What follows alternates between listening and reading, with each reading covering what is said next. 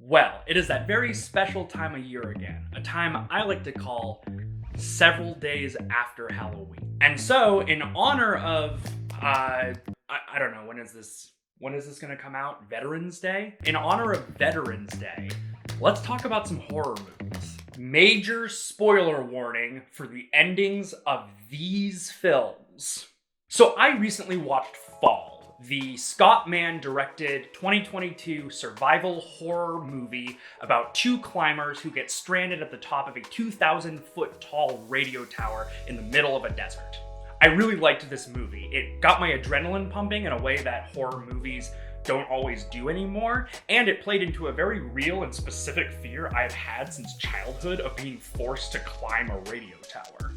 For that, I commend the film. I commend its execution. I commend its mastery of tension. What I do not commend it for, however, is its ending. I think that Fall's ending ruined the movie. Now, this video isn't just going to be about Fall. This video is about horror endings. Specifically, it's about what I think horror endings should be trying to do. And so, to begin, let's go back to a distant time known as 2017.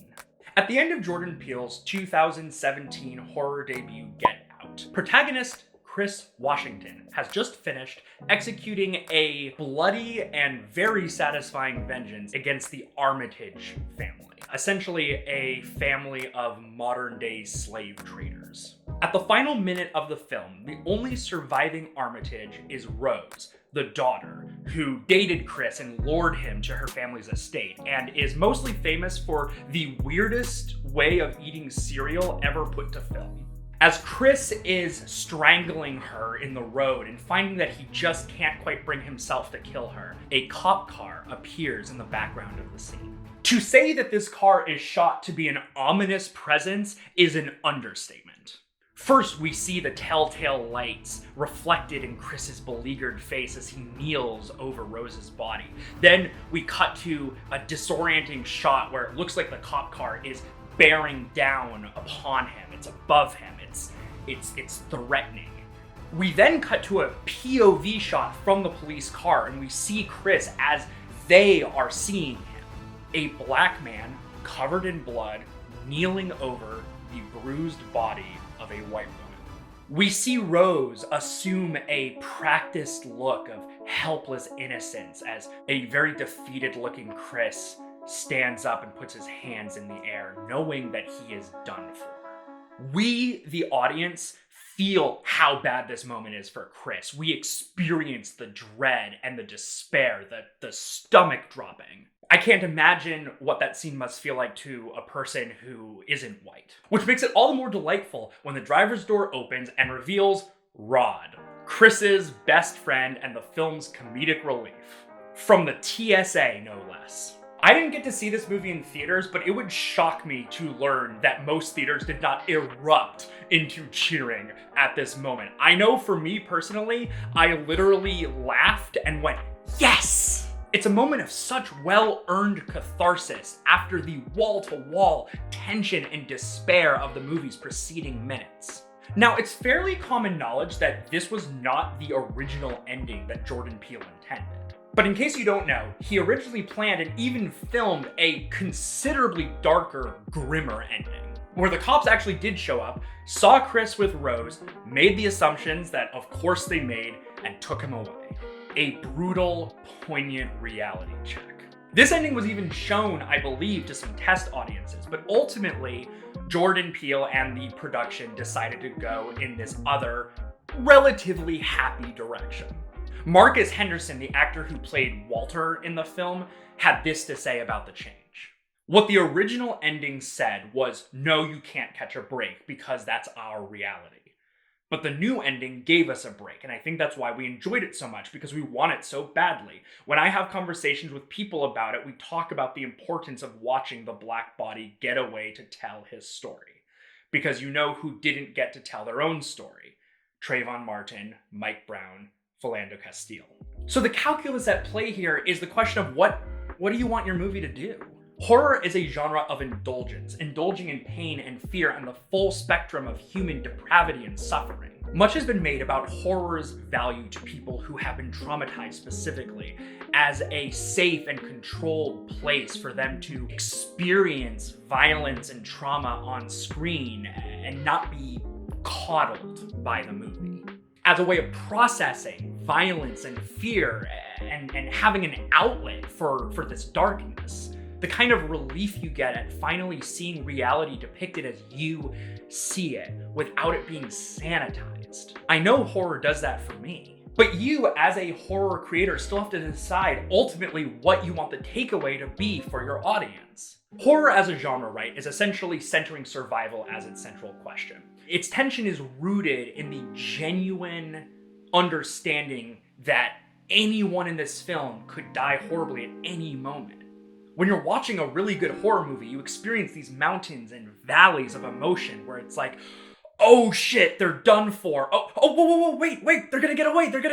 Oh no, that one's dead. What are they gonna do? Oh, okay, they have a plan. Everything's gonna be okay. Oh, they're so close. Are they gonna make it? And then the question for the horror filmmaker is, where do you end during that process? Do you end on a mountain or in a valley?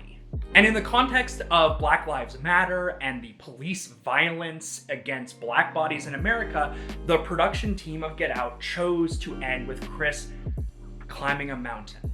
We got to end with, oh, okay, he's gonna be okay.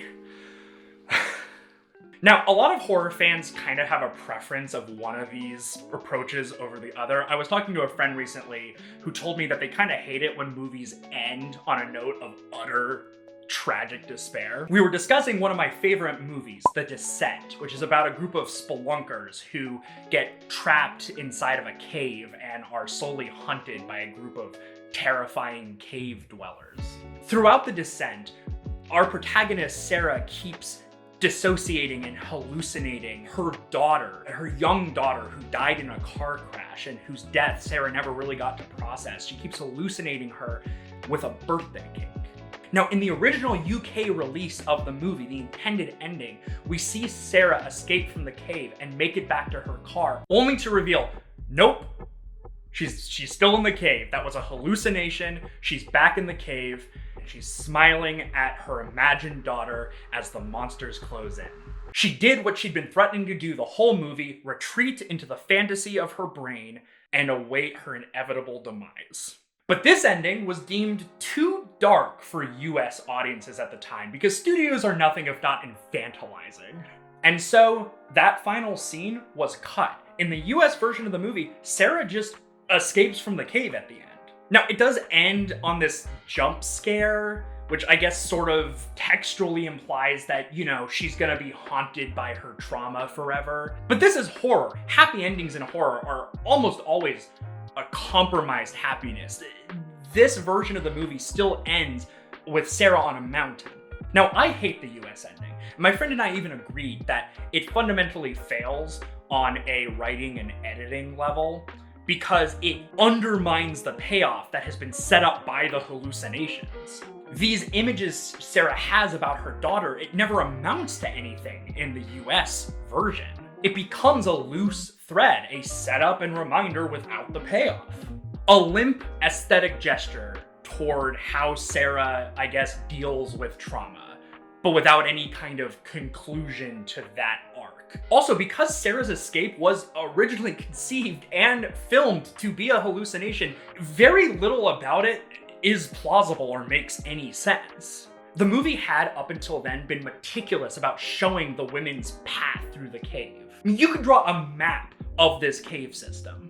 Every inch of ground that they cover, that they fight for, that they drag themselves through, is justified and shown. But Sarah's escape plays out like a montage. She suddenly sees a light, and as though by magic, she just sort of starts crawling toward it, and her injuries suddenly don't matter. And then boom, we cut to above the ground, and she's coming out of the ground, and then boom, she's back at her truck, and she's getting into her truck, and oh wow, okay, I guess she did it. It's rushed and implausible because it was supposed to be a dream. My point in talking about all this is that The Descent could have gone with the happy ending. It could have chosen to end with an escape. But they would have had to have gone back and revised the preceding movie to justify it. So how did Get Out get away with changing its ending? Well, it's in the execution of the manipulation, of the way that it plays with audience expectation and emotion. Get Out lets the question of Chris's fate hang in the air right up until the very end of the movie. It leaves room for both possibilities, for him to escape or for him to fail. Its central question of survival is in the title of the movie. Does he get out? And so at the end, both endings kind of feel equally set up. It makes sense for the cops to show up and utterly annihilate Chris's life, and nothing that he did or fought for up to then even really matters, because welcome to America.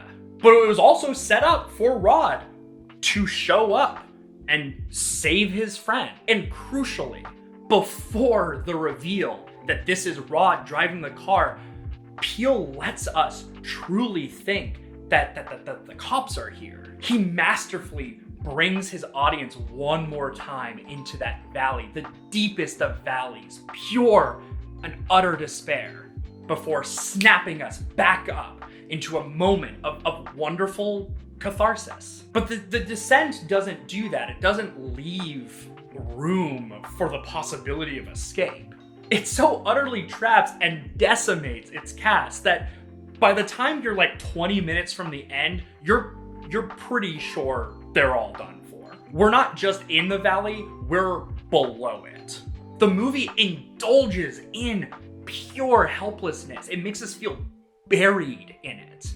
It relishes what it's doing to its audience and to its characters. That's what the movie chose to do. That's what the vision was. And so the changed ending is a betrayal of the Descent's emotions in a way that Get Out just wasn't. And now we can finally get to Fall. So Fall is pretty much opposite The Descent. It's about a traumatized woman, Becky, who has a penchant for hallucinating things when she's stressed and can't accept reality. And she is led by her carpe diem friend Hunter into a reckless, insane fight for survival. It even has the same obvious, not really even a revelation where it turns out that Hunter had been sleeping with Becky's deceased husband. But for all that's derivative about it, The Fall gets the formula right. It's a tense movie with a plausible setup and smart, well-acted characters who really respond to their situation like human beings. They're trapped at the top of this 2,000-foot tower with no one for miles around. Their cell phones don't have any signal. Their supplies, including their water and a potentially life-saving drone, are tantalizingly just out of place about 60 feet below them on a protruding radio dish. They make several reasonable attempts to escape or just to wait for help before they start making more desperate decisions. Decisions like rappelling down the tower to retrieve the bag, where Hunter has a heart-stopping near miss. I actually think this movie deals with the whole best friend, affair, dead husband thing than The Descent does. And we watch as these women try everything and just one by one run out of options.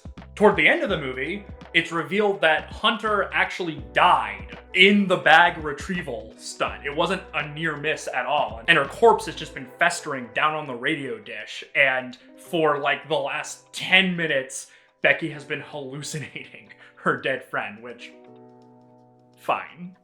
At the end of the movie, in a final desperate bid to live, Becky literally eats one of the birds of prey that has been circling her, climbs down to the radio dish, and uses her friend's corpse as a cushion to get her cell phone to the bottom of the tower where hopefully her message for help will be received. Cut to later that night, Becky's father is driving out to the tower in a hurry. There are cop cars there, there are helicopters. We have the world's most obvious fake out where Becky's dad sees Hunter's corpse in a body bag and assumes the worst before Becky reveals, no, she's fine. She was rescued, she's on the ground, she's safe, and she tearfully reunites with her dad. Happy ending. This is awful. This is worse than The Descent, because they chose this ending. It doesn't even show how she got off the tower in the end, which would have been really, really hard to do, even with the cops there, even with the helicopter. It would have been really hard to get her off. The movie was honestly so lazy and blasé in the way that it just hand-waved this final crucial step in Becky's escape that I, with some amount of childish hope and naivete, genuinely thought that this was going to be revealed to be a hallucination. As she was hugging her dad, I genuinely expected it to cut to her, hugging the tower as her strength finally fails her. Or even some way of making it ambiguous, like, did she escape? Is this a hallucination? I genuinely did not accept that the movie had chosen to end like over the course of just like a minute, be like, oh, she's safe, the end. I did not accept that until the credits started rolling. And then I let out a deep, disappointed sigh. Most of you have probably noticed by now the through line that I've been setting up throughout this video. See, for all the talking you can do about genre and central questions of survival and mountains and valleys, really what I'm trying to articulate is that horror is just about high-octane emotional manipulation, baby. It's brazenly manipulative, and that's why we love it. So it's not a question of whether it's better to end a horror movie the happy way or the sad way. It's a question of how to provoke the best emotional response in your audience, depending on what you want to do to your audience. At the end of Get Out, where they went with the happy ending, I cheered and laughed. But at the end of Fall, another happy ending, I sighed and felt nothing. And when it comes to The Descent, the US ending, the happy ending where she escaped, if they had set that up, the sight of Sarah breaking out of the ground after hours in the cave would have been probably one of the most emotionally wonderful, cathartic experiences in all of cinema history. But it utterly failed to elicit those emotions because it wasn't trying to do that. That wasn't what they had been going for. The Descent was impacting our emotions perfectly, and then in the US version, they just sort of... Is that clear what I'm very articulate. So in making a horror movie, I don't think you should ask yourself, like, should this end happy or not? When it comes to the ending, you should ask yourself, what will impact people the most? And what impact do I want to leave with people? What will leave them gasping for air, in shock or delight, in despair or relief? Still, I can't pretend that this is objective. I mean, my friends still preferred the US ending of The Descent, even while acknowledging its problems, because they just kind of don't like bleak endings. And I'm the opposite. I like the valley. I like it when movies pile on the hopelessness right at the end. Before this video got too long, I genuinely wanted to talk about some horror movies that went with the bad ending, where the ending was not remotely justified or well executed, but where I still kinda liked it because I'm fundamentally broken inside. And maybe this is a muddled way to end a video essay, but analysis can only take you so far with horror, right? I'm not even really analyzing Fall so much as I am processing it. I'm processing the emotions that it gave me, and I'm also processing the emotions I feel it deprived me of. I'm processing because I loved 99% of Fall, despite its cheesy, kind of derivative qualities. It made me feel things. Horror makes you feel things, and I love it for that. So yeah, I guess really the conclusion here is however you choose to end your horror, end it in a way that'll make the audience feel things. And speaking of feeling things, I sure would feel enormous gratitude if you would give this video a like, subscribe to New 32 for more content like this, and also content that isn't like this. Click the little bell icon to get notified when we post videos. I love talking about this, and I genuinely had I literally had 10 other movies that I had to cut talking about. But in the comments, I would love to continue this conversation. So please feel free to talk in the comments about what your favorite and least favorite endings are to horror movies, and I will happily weigh in with you. Thank you so much for your time.